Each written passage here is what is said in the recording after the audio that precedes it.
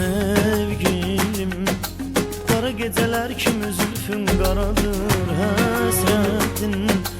Məni məhv etməyə imkan yaradır sənsizlik. Məni elə hala salıb ümidimi elə üzüb ürəyim para-paradır. Gəl artıq, sənsiz həyatın dadı yox, tamı yox, dərdim çox.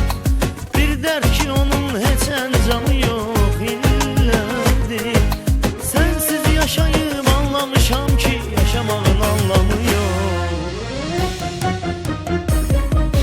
Sən küləkdən soruşdum, ah çəkib qəmli nəğmələr qoşdum. Sənidən izdən soruşdum, bir təlatümlü dalğalar coşdu. Səni yetəndən soruşdum, kimsə bir cavab vermədi, könlüm odlara tutuşdu. Sən küləkdən soruşdum, ah çəkib qəmli nəğmələr qoşdu. Sənidən izdən soruşdum, bir təlatümlü dalğalar coşdu. Səni yetəndən soruşdum, kimsə bir cavab vermədi, könlüm odlara tutuşdu.